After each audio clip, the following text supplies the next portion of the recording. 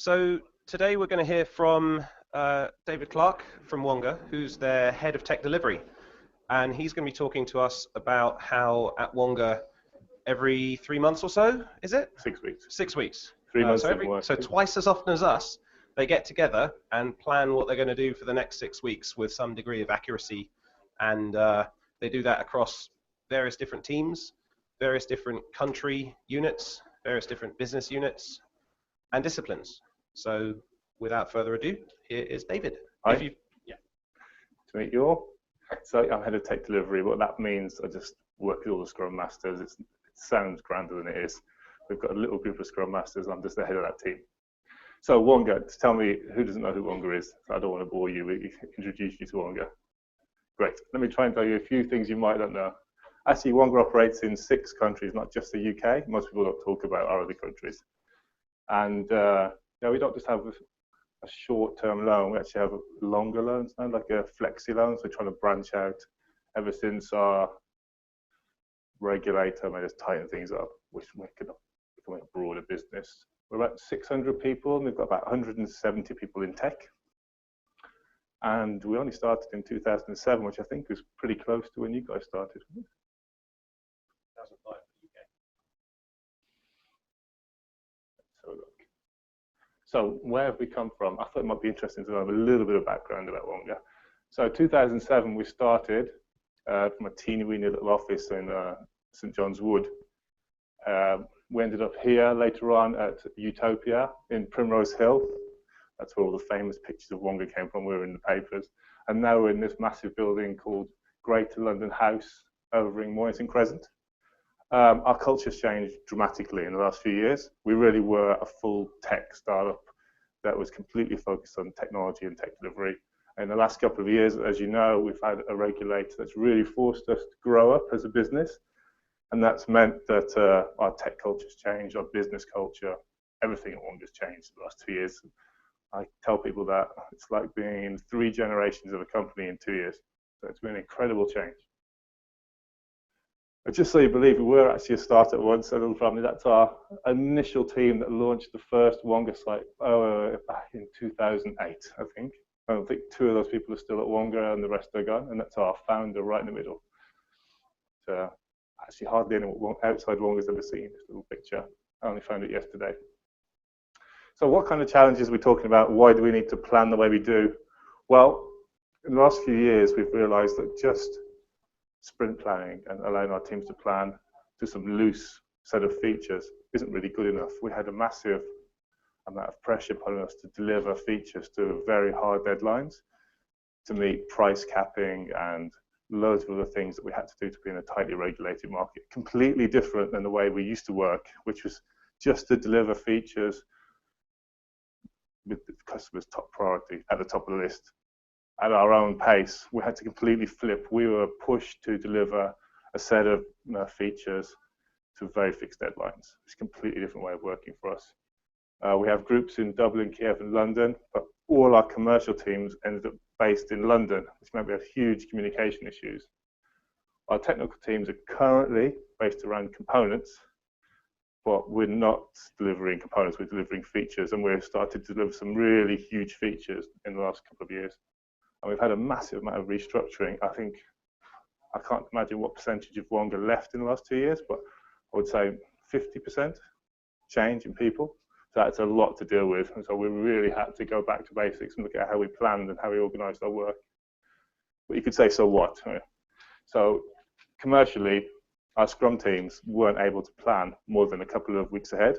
They had backlogs, but they weren't able to do what our business wanted them to do, which is project when we land big features like price capping. So guess what happens when your team say, I don't want to give you a date. Yep, a PMO appears and fills the gap, right? Not cool for your tech team. That's when tech teams start saying, I don't want to work here anymore. So that's something we really had to address. And socially, we had so much change in the business and so many new features appearing that our teams couldn't keep up. So they couldn't understand why we were doing the things that we were doing. It's causing a huge problem for us. people just didn't get it. They didn't get why we were delivering to such hard deadlines. They didn't get why we were switching technologies, taking pieces of our system out and putting third parties in. So it was a problem. And our teams, technically, were struggling to deliver features because we didn't have feature owners.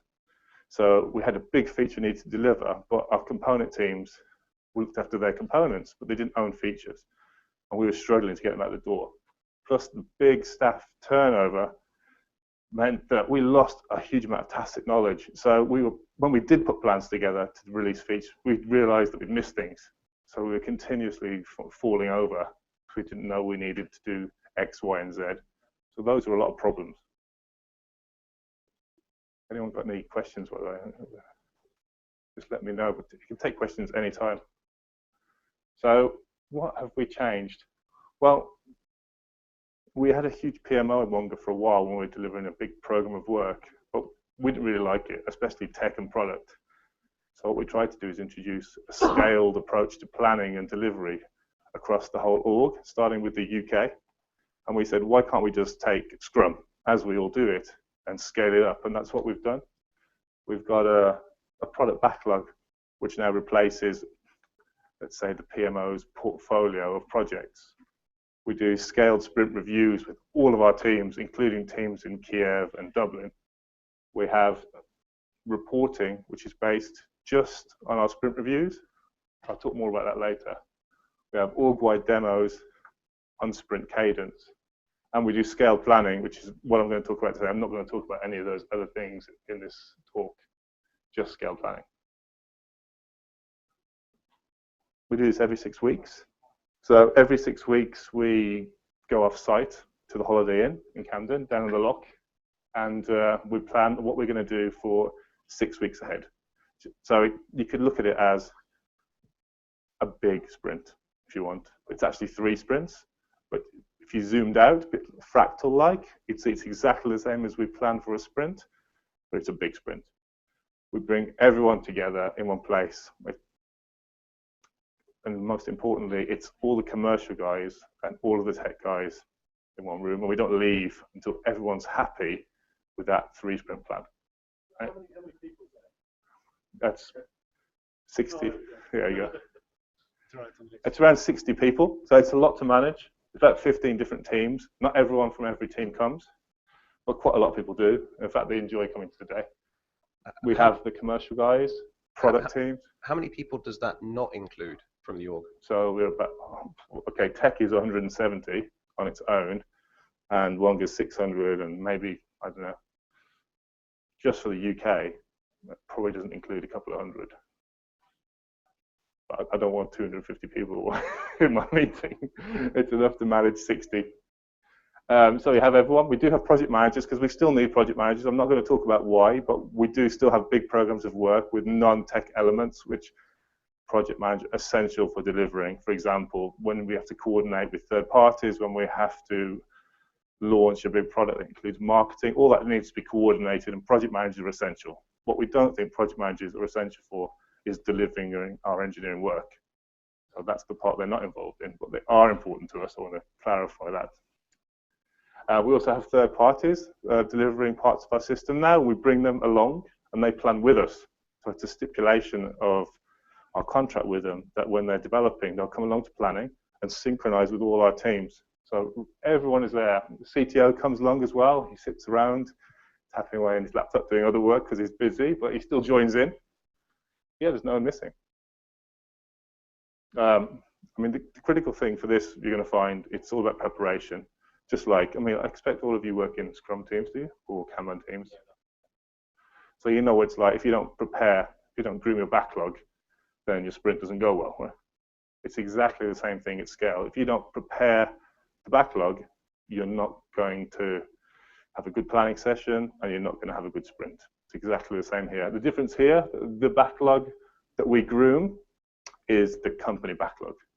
So every idea that a commercial guy has that they want delivered is in this list of stuff. It's not somewhere else. It's not in a roadmap. It's not in a project plan. If it's not on this backlog, it doesn't happen. And this backlog, just like your team backlog, is prioritized and groomed. It's the whole product, not just a part. It has tech items in it, so tech enablers, as well as product features. So it's everything. So the engineers don't have a separate agenda to do their own work. If they want something done, if they want to decouple a service or move to RabbitMQ, that's in the backlog as well. So our commercial guys have had to get used to seeing their features prioritized alongside tech work, which has been a bit of an eye-opener and a bit of education for them.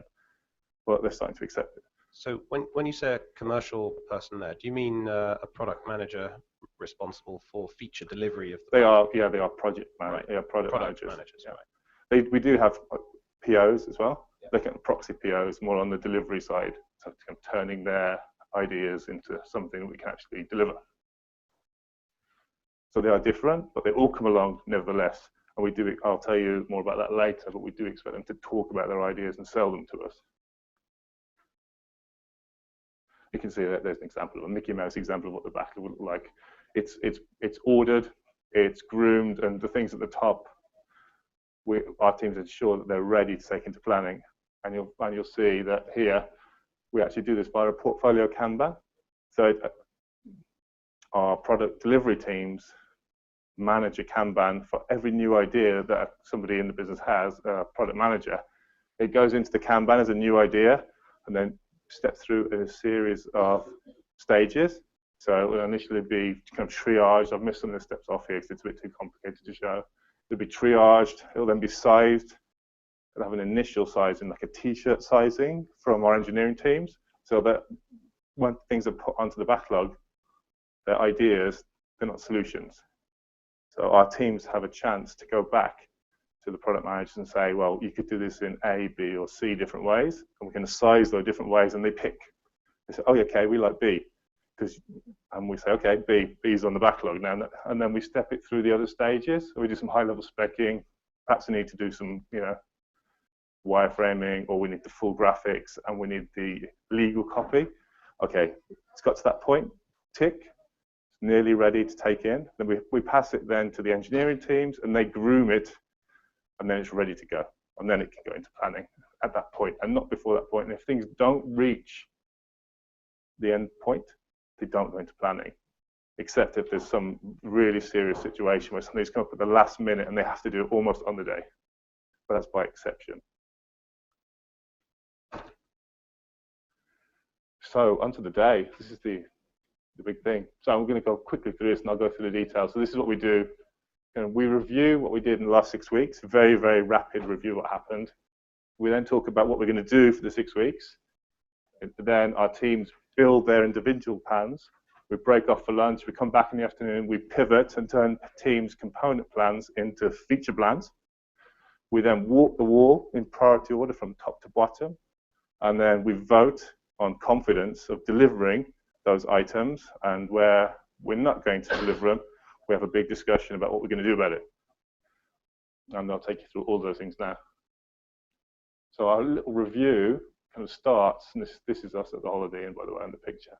We start by looking backwards. We simply actually look at how much we did compared to what we thought we were going to do. Because in our confidence vote, it always comes out of, oh, we're going to do like 60% of this, and I don't think we're going to do feature X and Y. We just reflect back on that for 10 minutes. Very simple thing, right? Okay, we wanted to decouple 2 services, we just managed to do 1. Or we added a couple of funnel optimizations. Just a tiny reflection. It just kind of caps the 6 weeks. It's kind of a satisfying thing to do. Oh, by the way, why do you think we planned for 6 weeks? Anyone got an idea? You planned for 3 months, don't you, here? Why do we plan for 6 weeks then? Half quarter? So is it half quarter or? I'll show you. Let me show you when we planned for 3 months. And we've planned this way for about 5 years. Let me show you some of our early planning. That was sprint 1. That was sprint 2. That was sprint 3. That was sprint 4. Sprint 5 is missing, sorry I couldn't find it on the wiki. And that's sprint 6. What do you notice about that? It gets pretty rubbish near the end, right? The detail starts to drop off, and that happened again and again in our planning sessions. And we realized as an organization, we just weren't getting a lot of value out of planning for more than 3 sprints. The quality of what we were planning wasn't very good, and it changed too much.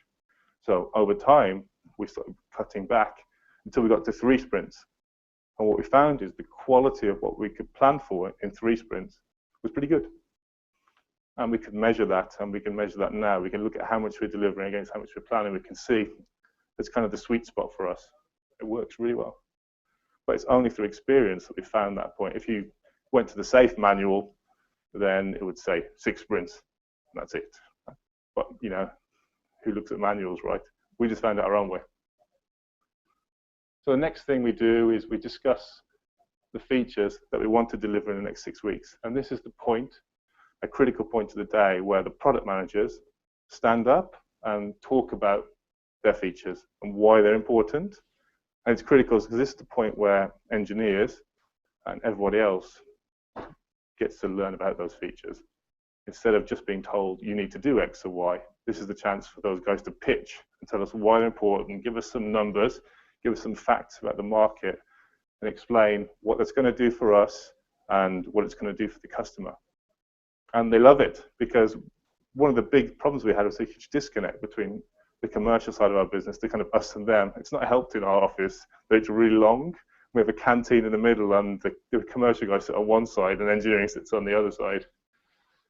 But this has really helped, and they love coming along. And I'm surprised it took a while.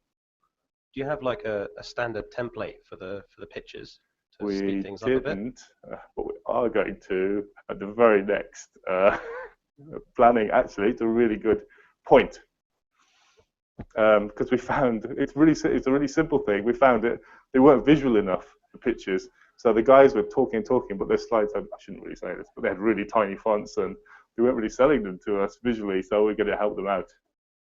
So you've obviously got a limited amount of time you can discuss features in. Everything's yeah. I haven't put this down here, but the day is very time boxed. Yeah. Okay, but obviously, if anyone can come up with a feature, you're going to end up with a list of 100 features. How do you? This is all done before the day. So let's go back a bit. Back.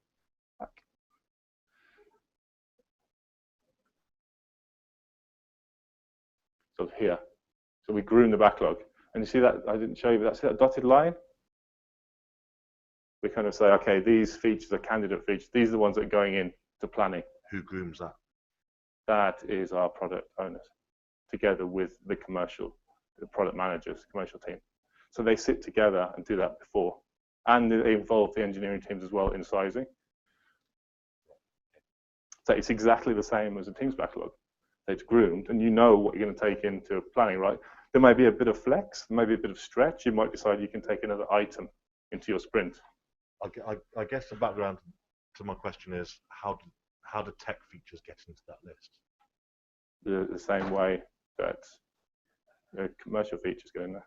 But so we have a prioritization for tech features. But if the people grooming that list are basically right. Yeah. Okay. Actually, you're right. That's a little detail. I'll get to that. There's different. We bucket in different ways. We don't. You're right. We don't precisely merge the two lists.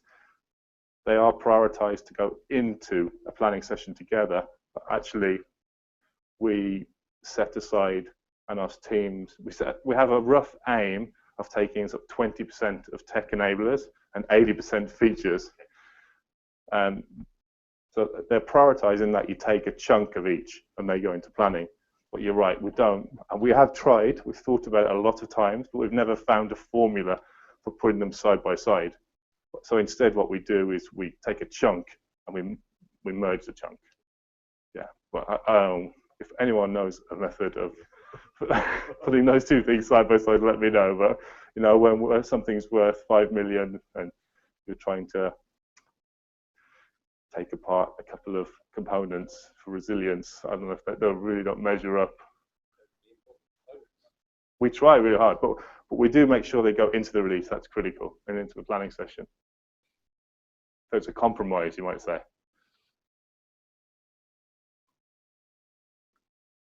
Get past this boring stuff.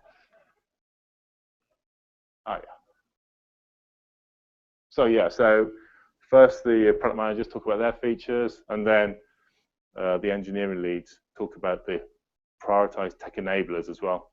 Let's say it's in moving to RabbitMQ, something we actually are talking about doing.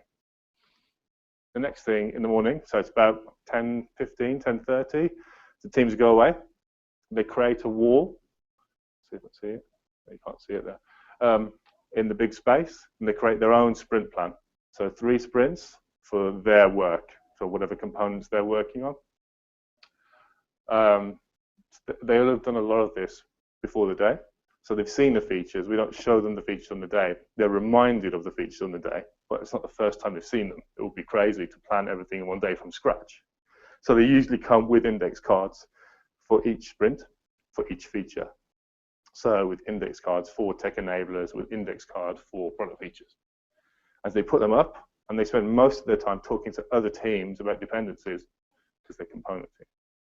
And when they have a dependency, they flag it up with a little post-it on their index card, and the other team puts an index card up, and then they move them around so they're all kind of synchronized. And that's how they plan together. So we don't do it for them, they do it themselves in the morning. Does that make sense? At the end of the session, they go like 5 minutes each, and they stand up and say, okay, we can complete feature X, Y, and Z. And this percentage of time, let's say 30%, we're going to give to BAU, because we know we've got loads of defects, etc. 20% of our time, we're going to give to tech enablers, like we were talking about earlier. And 50% of our time is going to go to product features.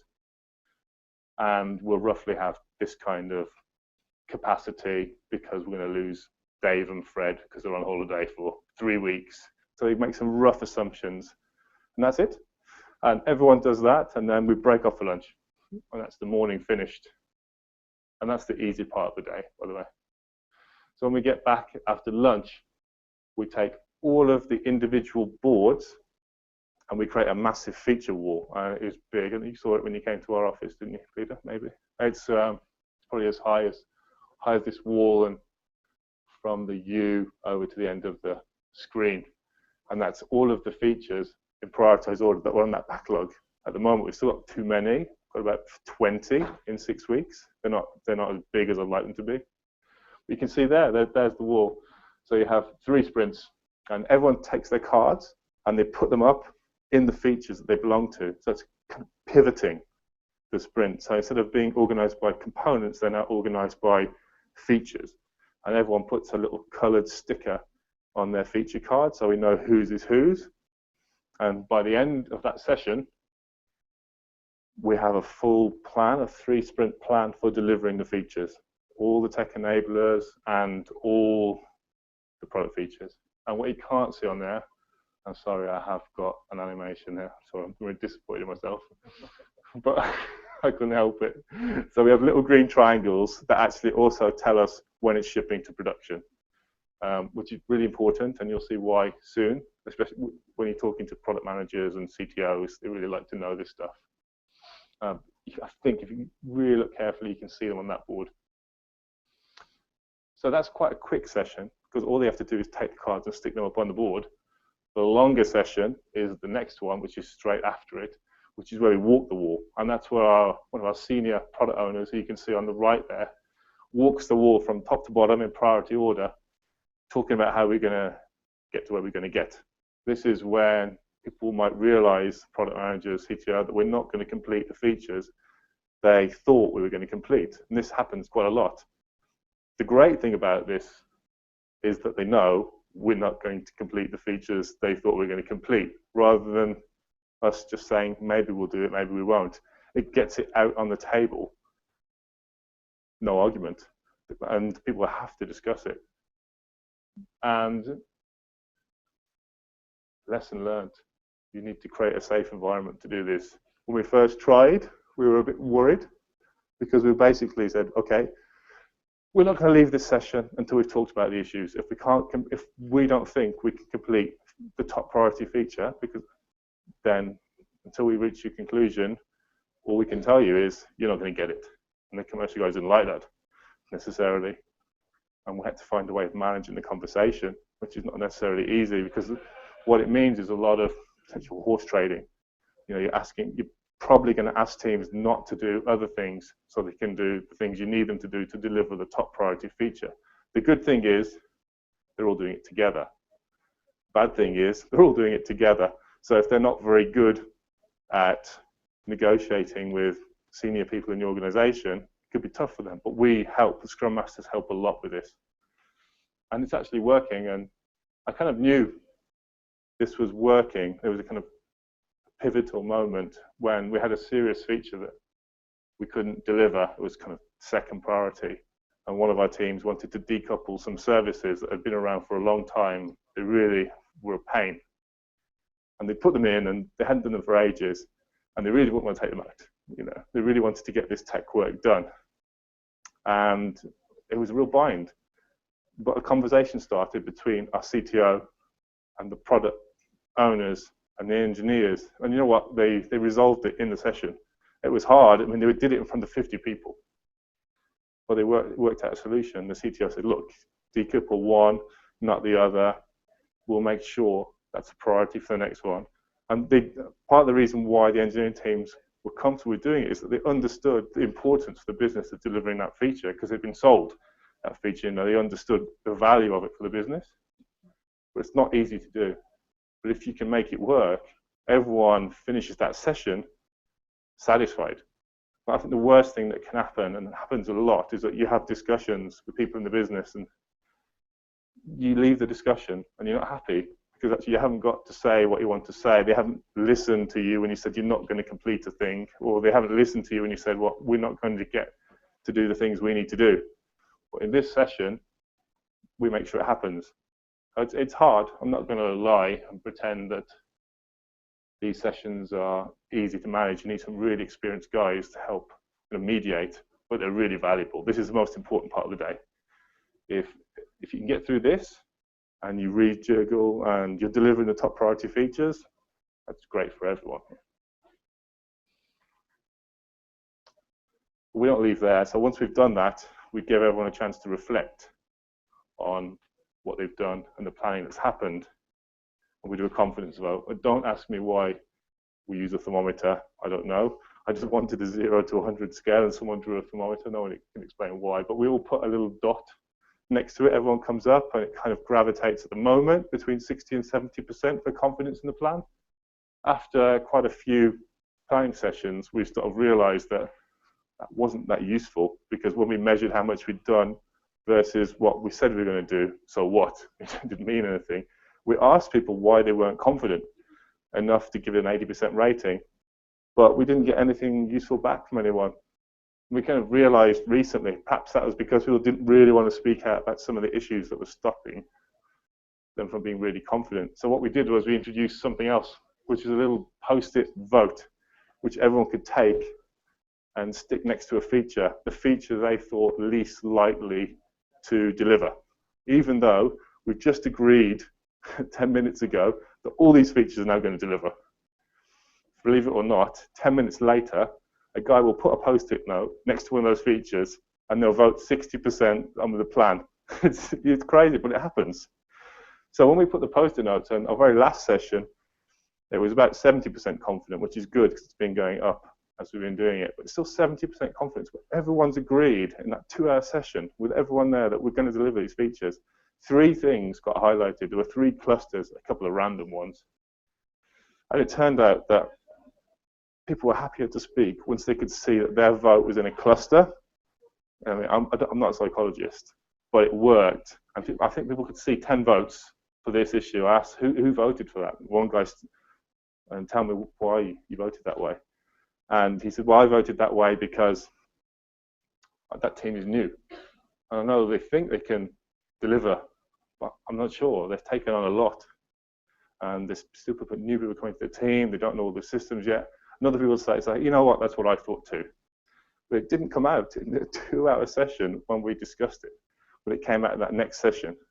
And it was good. And the action that came out of that was, you know what, maybe it's right. Maybe you should just take a little less on. Just take the heat off yourselves whilst you're new.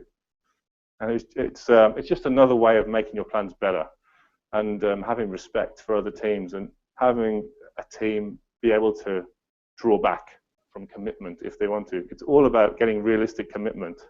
It's not about delivering everything that is put in front of you, which used to be the temptation when we used to plan that way. People used to put a set of features in front of us, and the temptation was just to plan as well as you could to deliver those things. Oh, you need to.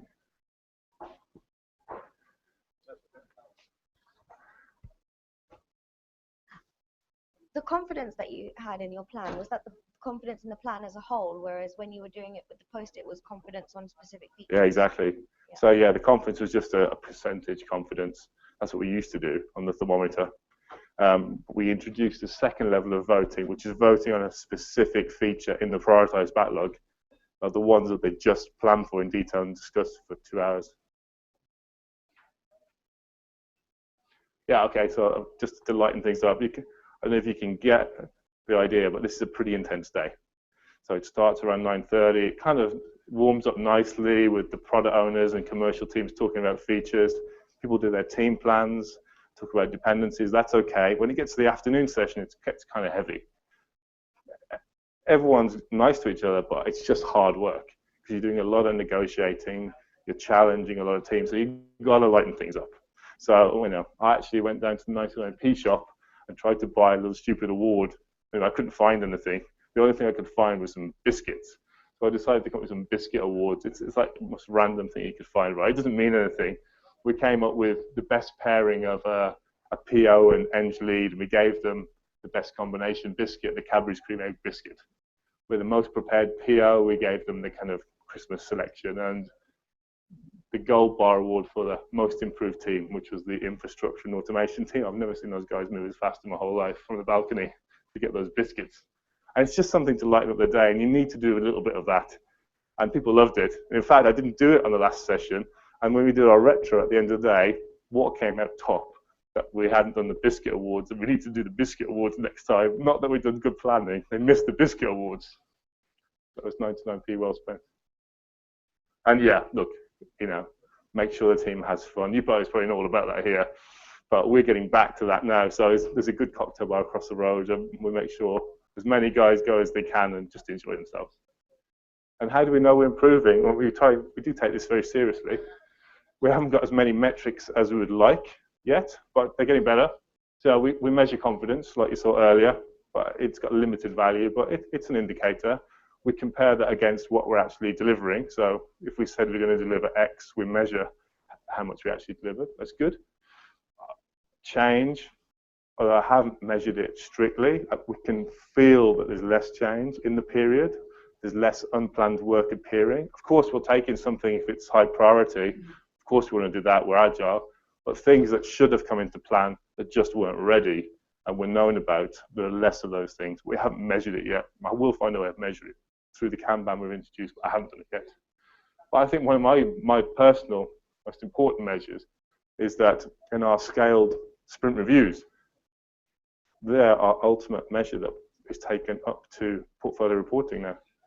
The status of every feature that teams give is what's put in the pack, and that's what the exec team sees. There is no other project reporting for our engineering work. There is for other project parts, but not for engineering work. They literally is almost taken verbatim from the sprint review and put into the executive pack, which is really transparent, right? It's light, it's lean. I'm really proud of that because it means there's a real connection between what the senior management are seeing and what we're doing. There's very little, marshalling going on. And I used to be a project manager once after I was an engineer. I didn't like being a project manager. But I used to produce a lot of reports, and there was a lot of interpretation of how you were doing with progress. And this is to get back to doing this. This, for me, is a real indicator that we've made progress. There's a quote from our CTO, who's a very hard man to please. And he said that before we invented a scale agile model, release planning suffered with a lack of transparency, predictability, and excessive waste. It's tough. But we've improved. For him to say we've improved is good enough for me. And a few takeaways. Things that I agreed with the Scrum Masters that we thought were useful to say is that whatever you do, if you want to start doing this, you have to keep it simple. Don't try and introduce a big, grand new process for doing all this scaled stuff, because in our combined experience, we'd found that big change fails quite often. So we introduced our change incrementally. We introduced sprint reviews, then we introduced, new planning, then we introduced the exec reporting, we introduced portfolio Kanban all at different times. You don't have to introduce all these things at once, it's fine. if you haven't got a portfolio of Kanban, someone in your organization will look after the list of initiatives that you need to deliver. It will happen. It's already happening, whether you know it or not. There's a roadmap somewhere committing you guys to a bunch of work in 6 months' time. You just haven't seen it, probably. Maybe some of you have. We just make it explicit. We didn't do it all at once. Because you have to respect there's a lot of people in your organization doing jobs that maybe they wouldn't need to do if you planned this way. It'd be a different job. So be cautious about, off-the-shelf processes and tools like SAFe and even less. I mean, I know a reasonable amount about. You can, I think, look to them for guidance and inspiration. But I think ultimately, if you want anything at scale to work, you need to figure out how it's going to work in your organization. It needs to be an incremental change. And I would say also that if you want to make this work, you need Scrum Masters that are kind of battle scarred and have seen this before and made mistakes. I've made quite a lot, some epic ones. And, I've had some successes because it's tough. And the thing about introducing anything at scale and talking to commercial teams and product managers is they do live in a different world than we do. And you do interact with them differently. But bringing them into the same world takes some skill, takes some time. And include everyone you can in the planning session, including the office dog, which is Hendrix here. He's a real cutie. And he's come along to a few sessions. And it's not going to be easy. If you want to do anything at scale, do expect there to be a lot of people that say it's not going to work. We do things one way. Look at what you're doing is really Mickey Mouse. This is for children. Do expect people to complain that you can't change the way you report. You're going to have to produce a project plan. It's just going to happen. It's going to take time to change people's opinions about being transparent and for project managers to come to your planning session rather than for them to come to your desk or arrange a meeting that you come to and give them dates. It takes time for that to happen, and people are going to complain. But when you see this stuff working, then you realize it's all worth it. It was, I think a few planning sessions ago, when things really started to come to shape, people afterwards said, I really have a great deal of confidence in what we're doing now. And I saw that the head of product put up a roadmap that said, we're only committed to this 6 weeks. This is what we want to do, but only this 3 sprints is committed. I really knew we'd got somewhere then in front of the whole organization at town hall. Then I knew we'd got somewhere. It said, not committed, committed. And I thought, okay, now we've got somewhere. Now I know it's real. And that's nice. And that's it.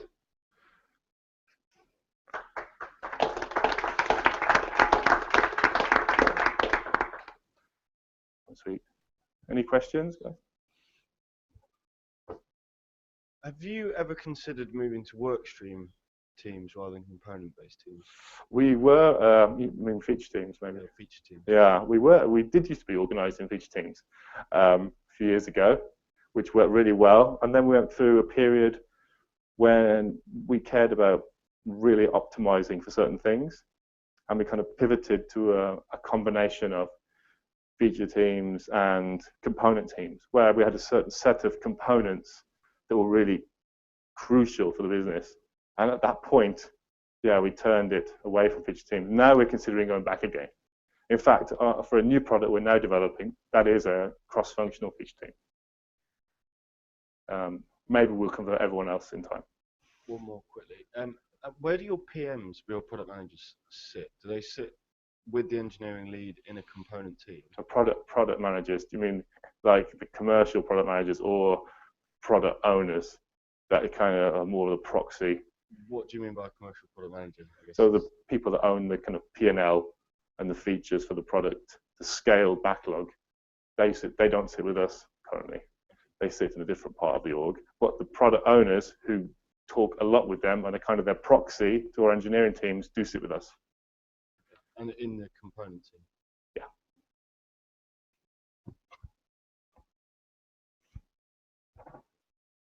How do you handle change that takes longer than 6 weeks? So we have a system of, in the Kanban, when we size stuff, of plonking it into future 6 weeks blocks, but very rough planning. So it's basically like the longer tail of the backlog. Yeah. So I guess you will have work that may span several of your 6 weeks. Yeah, quite a few of the big features we're developing span more than 3 sprints. Yeah.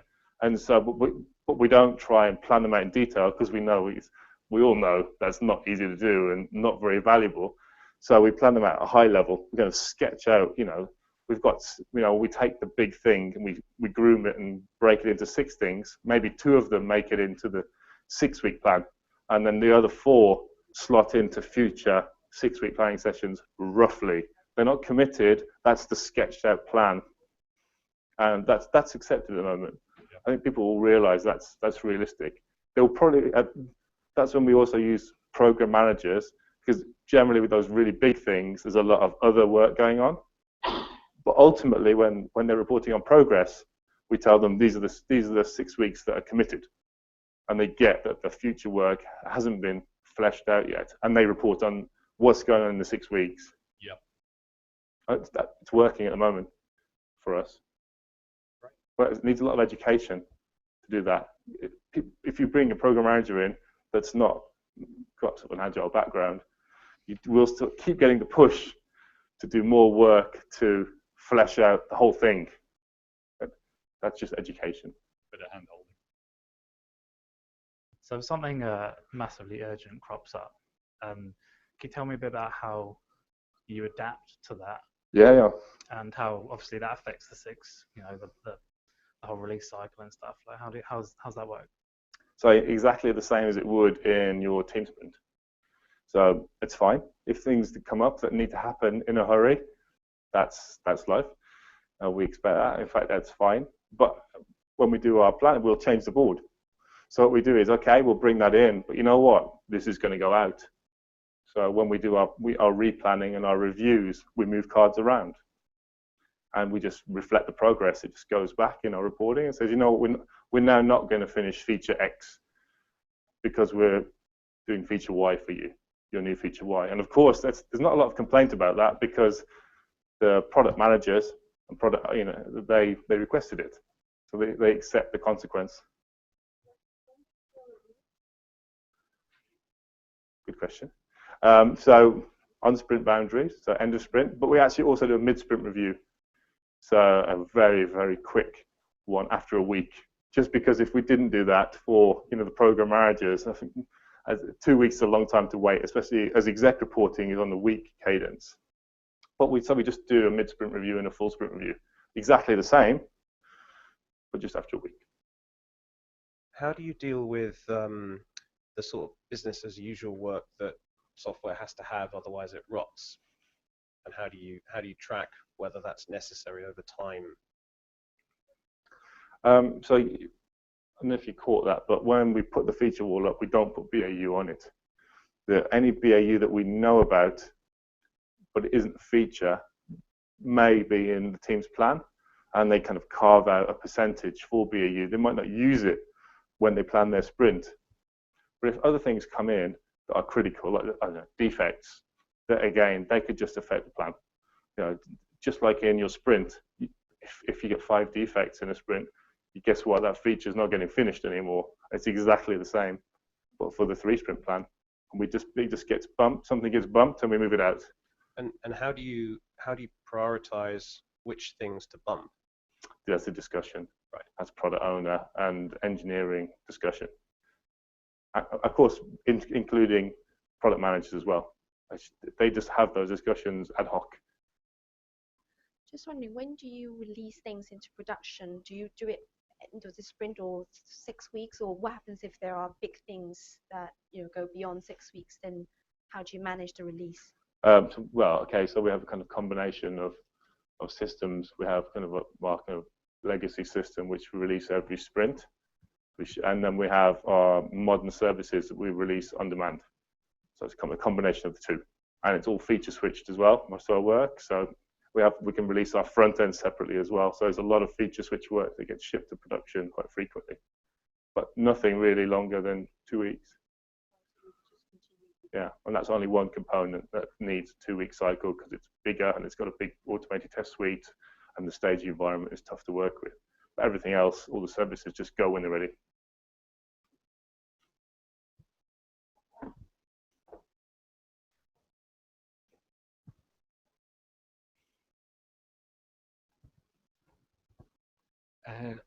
I wanted to ask, how do you measure, do you measure velocity of the team? And when you are planning your sprints, are you using that figure? Let's say, for example, people in the meeting are saying that they are going to deliver 20 features, but then all the product backlog needed for these features, it's twice as much as they can deliver based on, let's say, the previous 3 sprints. Do you use this kind of figures? So yeah, I get you. But the velocity is for the teams themselves. So when they plan in the morning, they plan taking into account their own velocity. They know their velocity. So all the cards for the features that they're going to deliver work on is done with that in mind. When we transpose to the feature wall, we don't add anything in. So there's no other velocity.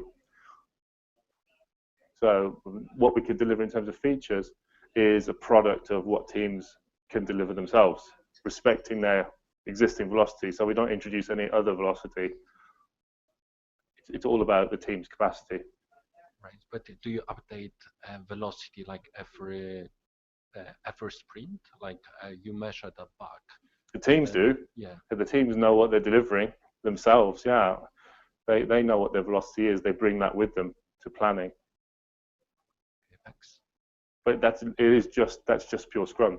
That's just the team managing themselves, and we don't force any velocity on them or anything like that. And there is no velocity at the big product backlog level.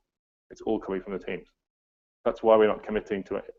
That's the difference between having your teams plan and creating a feature wall based on what the teams can do. And that's the difference between having a project plan, which tries to work out what the teams can do to a date, time, where they might commit them to more than they can do. So that's the advantage of doing it this way, is that you only do what the teams are comfortable committing to do.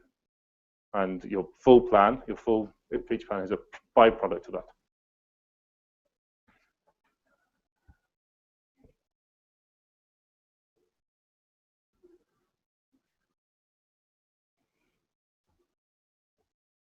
Anything from anyone on the Hangouts?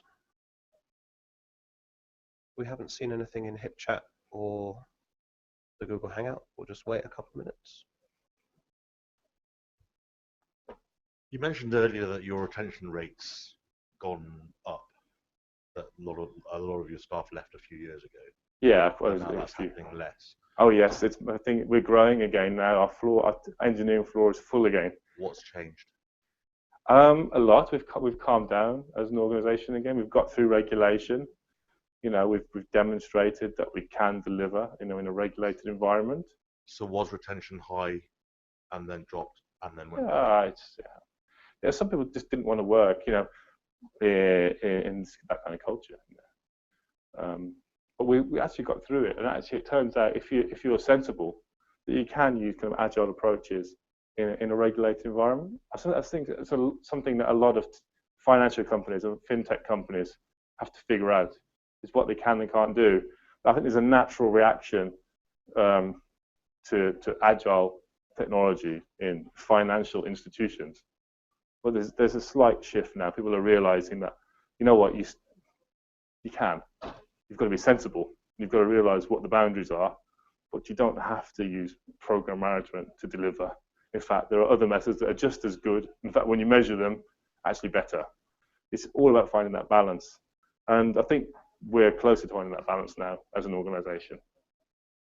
So I think we have a much happier engineering and product organization now. It took some time. You have to find your new norm, I think. After such a big change in the organization, it takes a while to find the norm. We're closer to it now. A lot of our engineers are much happier about this approach than the program management approach.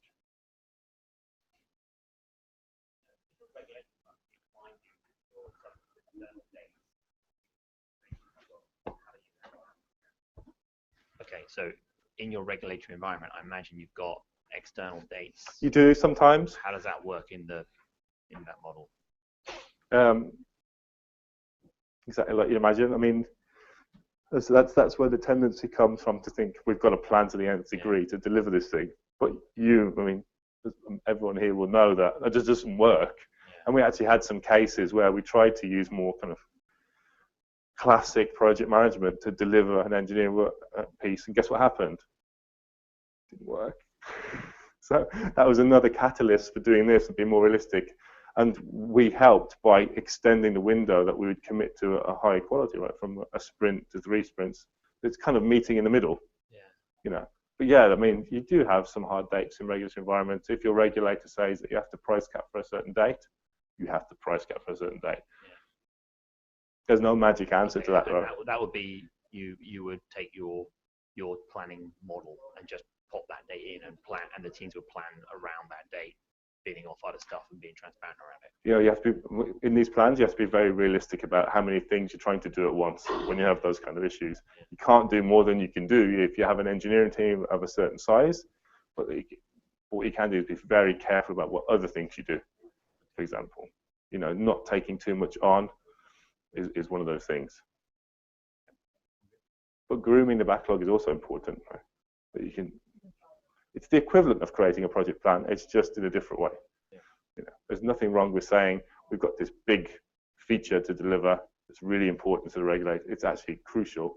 We're going to break it into these 10 things. That's just backlog grooming, isn't it? And you can size those 10 things.